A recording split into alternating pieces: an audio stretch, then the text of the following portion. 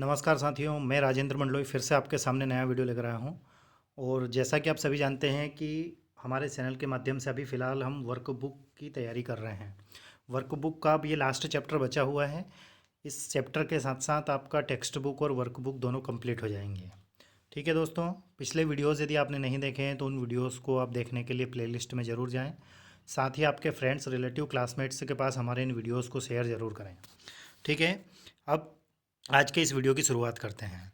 दूसरी बात मैं आपको ज़रूर बताऊंगा कि इस टॉपिक को, इस चैप्टर को हम दो पार्ट में डिवाइड करेंगे, है ना, क्योंकि आपका वीडियो ज़्यादा लेंदी नहीं होगा और आप उसको अच्छे से पढ़ पाएँ। ठीक है, तो चलिए शुरुआत करते हैं पहले क्वेश्चन की ओर। क्लास 12th इंग्लिश वर्कबुक में chapter number 18 India through a traveller size. Word power में पहला क्वेश्चन है, find out the difference in the meaning of the following pairs of words and use them in sentence of your own. यहाँ पर कुछ शब्द दिए गए हैं जिनके प्रोनाउंसिएशन लगभग समान है लेकिन उनके अर्थ अलग अलग हैं। जैसे पहला दिया गया है एक्सेप्ट। तो एक्सेप्ट का जो अर्थ होता है वो होता है स्वीकार करना। क्या अर्थ होता है? स्वीकार करना। तो इसका हम देखते हैं।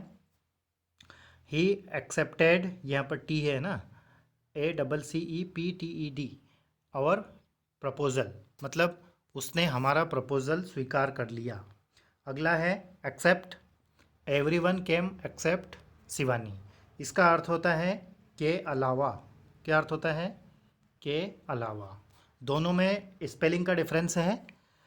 एक इसका अर्थ होता है स्वीकार करना, दूसरे का अर्थ होता है के अलावा। मतलब सभी, मतलब शिवानी को छोड़कर बाकी सभी आए। सभी आए शिवानी को छोड़कर।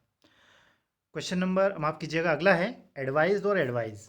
यहाँ पर एक एडवाइज है जिसमें लास्ट में SE है और एक एडवाइज में लास्ट में CE है। दोनों में डिफरेंस क्या है?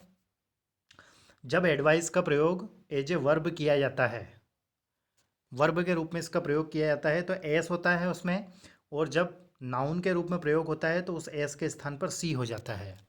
तो देखिए, I advised him not to do it. मैंने उसे सलाह दी कि वह इसे ना करे। दूसरा है he did not heed to my advice. अब यहाँ पर देखिए माई एडवाइस, मतलब ये यहाँ पर क्या है, एज ए नाउन कार्य कर रहा है, और ये सब्जेक्ट, और सब्जेक्ट के जस्ट बाद में मेन वर्ब, ये वर्ब की तरह कार्य कर रही है। अगला है अफेक्ट और इफेक्ट। ठीक है, तो इसका अर्थ होता है प्रभाव और इसका अर्थ होता है परिणाम या नतीजा। देखते हैं, द मेडिसिन अफेक्टेड एडवर्सली। दवाई का जो प्रभाव पड़ा वो कैसा प्रभाव पड़ा? प्रतिकूल प्रभाव पड़ा, अनुकूल नहीं पड़ा। तो यहाँ पर ये इसका अर्थ क्या हो रहा है? प्रभाव। अगला है effected this medicine has no effects, मतलब इन दवाइयों का कोई असर या फिर कोई परिणाम नहीं निकला। ठीक है। अगला है, दोनों के प्रोनाउंसिएशन एक जैसे हैं। इसको पढ़ते हैं आयल, इसमें एच साइलेंट रहता है, और दूसरे को भी आयल ही पढ़ते हैं, इसमें भी एच साइलेंट है। इसका अर्थ होता है गलियारा। क्या अर्थ होता है? गलियारा। ठीक है, तो देखते हैं, the aisle of the church was full. गलियारा या फिर गली या फिर कोई रास्ता, तो चर्च का जो रास्ता है वह पूरा भरा हुआ है। किन से? पीपल से, POPLE से। ठीक है। अगला है आयल, मतलब there was a temple the oil. इसका अर्थ होता है टापू। ठीक है, जैसा आइलैंड का आपने नाम सुना होगा। तो कह रहे हैं कि मंदिर कहाँ पर है? किसी टापू पर है। अगला है बिसाइड और बिसाइड्स। दोनों में डिफरेंस क्या है पहले समझ लें। यहाँ पर बिसाइड का अर्थ होता है बगल में। क्या अर्थ होता है? बगल में। बगल में कैसे? जैसे मान लीजिए कि ये क्या है, ये एक बेड है ना, ये बेड है, और बेड के बगल में क्या है, मेरी स्टडी की टेबल है। तो मैं क्या कहूँगा कि बेड के बगल में, मतलब बिसाइड, ये क्या है? टेबल है, मतलब बेड के बगल में। तो यहाँ पर देखते हैं, ही सेट बिसाइड मी, मतलब वह मेरे बगल में बैठा। और बिसाइड्स का अर्थ अलग अर्थ होता है के अलावा। क्या अर्थ होता है? के अलावा या के अतिरिक्त। जैसे मैं उदाहरण के तौर पे कह दूं कि मेरे पास जीप के अलावा एक मोटरसाइकिल भी है। तो एग्जाम्पल क्या होगा? I have laptop, I have laptop besides computer. मेरे पास लैपटॉप है कंप्यूटर के अलावा, मतलब मेरे पास कंप्यूटर तो है ही और उसके अलावा मेरे पास लैपटॉप भी है। ब्रेथ और ब्रेथ दोनों में स्पेलिंग का डिफरेंस है।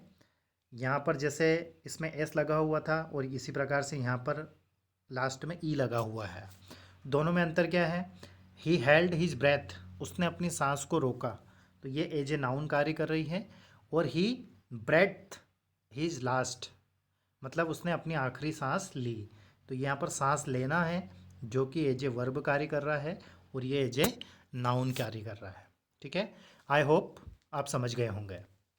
वीडियोस आपको हमारे कैसे लगते हैं या ये वीडियो आपको कैसा लगा, कमेंट्स करके ज़रूर बताएं। नेक्स्ट क्वेश्चन की ओर चलते हैं। Tick S for same, O for opposite and D for different meaning of the following. मतलब यहाँ पर जोड़े दिए गए हैं शब्दों के, जैसे स्वीट और शोर। तो क्या ये दोनों एक दूसरे के समान अर्थ दे रहे हैं या एक दूसरे के अपोजिट हैं या दोनों के अलग अलग मीनिंग हैं? तो ये हमें टिक लगाना है। एस मतलब सेम, ओ मतलब अपोजिट और डी मतलब डिफरेंस। तो देखते हैं। स्वीट एंड शोर मतलब मीठा और खट्टा, खट्टा मीठा। तो ये क्या है? एक दूसरे के अपोजिट है, तो यहाँ पर इसमें ओ पे आएगा। ठीक। अगला है क्रेजी एंड इनसेंस।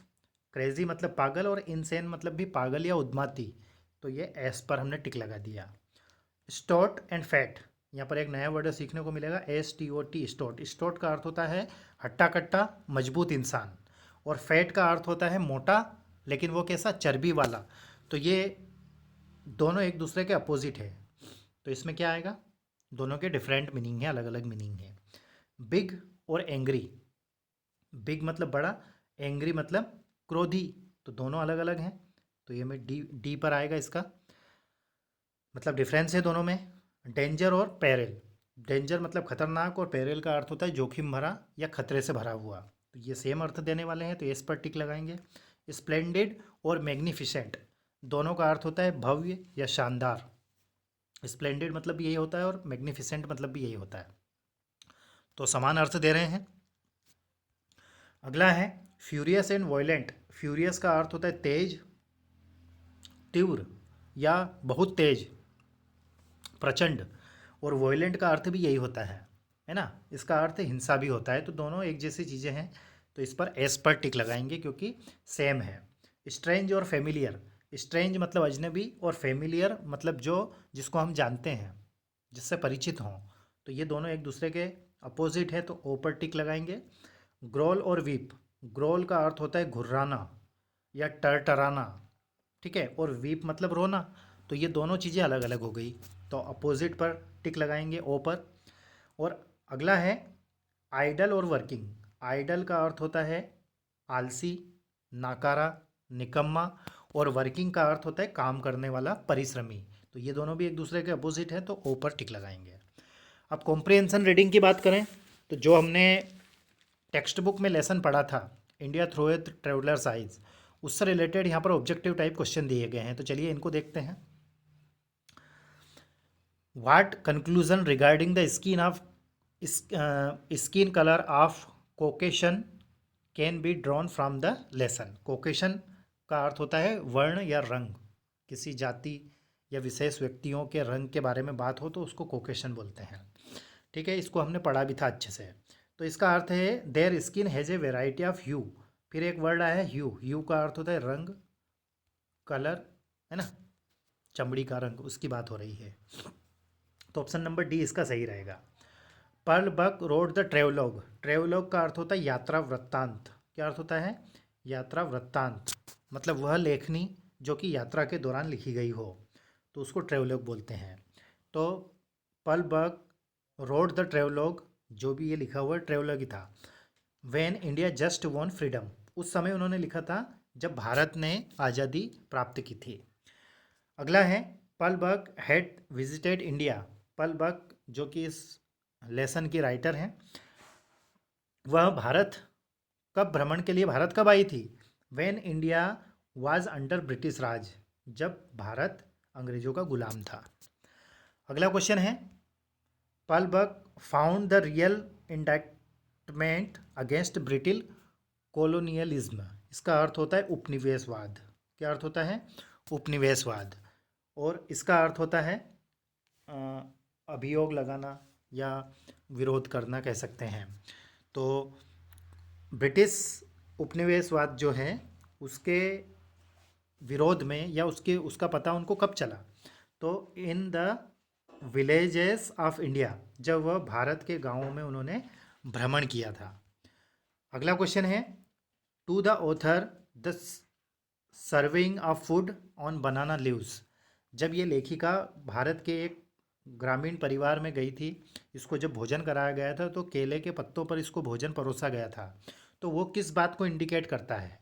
तो वो इम्प्लाइड क्लीनलीनेस को इंडिकेट करता है, मतलब साफ सुथरा या सफाई को इंडिकेट यहाँ पर कर रहा था। ठीक है, जिन स्टूडेंट्स ने लेसन को अच्छे से पढ़ा है उनको ये हल करने में कोई प्रॉब्लम नहीं होगी। तो जो भी स्टूडेंट नए हों वो हमारे चैनल को सब्सक्राइब करें और प्लेलिस्ट में ज़रूर देखें। फिल इन द ब्लैंक से हैं, ये भी कॉम्प्रिहेंशन से रिलेटेड है, मतलब टेक्स्ट बुक से रिलेटेड है। The author's friend married A Kashmir with eyes. लेखक की सहेली ने एक कश्मीरी व्यक्ति से शादी की थी, उसकी आंखें कैसी थी? ग्रीन थी, हरी आंखें थी। The first women president of was an Indian. United या जनरल असेंबली की वो प्रेसिडेंट बनी थी। कौन बनी थी? First women of India, Indian women. अगला है, only the peasant could compare with the Indian village. Peasant का अर्थ होता है किसान। क्या अर्थ होता है? किसान। मतलब भारतीय किसानों को किस देश के किसानों से कंपेयर किया गया है? तो उनकी तुलना जो है वो रसियन किसानों से की गई है। मतलब रसियन किसान जो हैं वह भारतीय किसानों से मेलजोल खा सकते हैं, लेकिन चाइनीज़ उनसे थोड़े आगे हैं, ऐसा लेसन में बताया गया है। The eldest brother lived in A outside of house. हमने इसमें पढ़ा था कि जो लेखिका है जब वह भारतीय ग्रामीण परिवार में भोजन करने के लिए जाती है तो वहाँ पर देखती है कि वहाँ के जो बड़े भैया हैं वह कहाँ पर लेटे हुए थे या कहाँ रुके हुए थे। तो दो ऑप्शन दिए गए, केव और केज। केव का अर्थ होता है गुफा। क्या अर्थ होता है? गुफा। और केज का अर्थ होता है पिंजरा। तो कहाँ पर रुके हुए थे? पिंजरे में रुके हुए थे, वो भी घर के बाहर। अगला है, is ever present in Indian life. Bharatiya Jeevan में अभी भी क्या है? क्या आदर्शवाद है या धार्मिक है? तो इंडियन विलेज में आज भी धर्म को जगह दी जाती है या दिया हुआ है। लैंग्वेज प्रैक्टिस में मॉडल वर्ब है। कक्षा 12वीं के बहुत ही कम स्टूडेंट मेरे ख्याल से ऐसे होंगे कि जिनको मॉडल वर्ब के बारे में जानकारी नहीं होगी, क्योंकि कक्षा 10वीं 11वीं में आपने अच्छे से इनको पढ़ा होगा। नहीं भी पढ़ा है तो अभी हम ग्रामर स्टार्ट करेंगे, तो उस समय यदि आपके कमेंट्स आते हैं तो हम मॉडल वर्ब को भी कंप्लीट करेंगे। नेक्स्ट बढ़ते हैं। माफ़ कीजिएगा, नहीं बढ़ पाएंगे क्योंकि अगला जो इस लेसन का पार्ट रहेगा वो हम उस पार्ट को हम नेक्स्ट वीडियो में कंप्लीट करने का प्रयास करेंगे, जिसमें पैराग्राफ है और पैराग्राफ से रिलेटेड क्वेश्चन आंसर है। आज का ये वीडियो आपको कैसा लगा कमेंट्स करके ज़रूर बताएं। साथ ही प्लीज़ मैं आपसे हम्बल रिक्वेस्ट कर रहा हूँ कि आप आपके फ्रेंड्स, रिलेटिव, क्लासमेट्स के पास हमारे इन वीडियोस को शेयर ज़रूर करें। साथ ही दीपावली की आपको अग्रिम बधाई देता हूँ और सभी को शुभकामना देता हूँ। आप स्वस्थ रहें और अच्छे से अपनी तैयारी करें। Thank you very much for watching. Please take care of yourself. Thank you once again.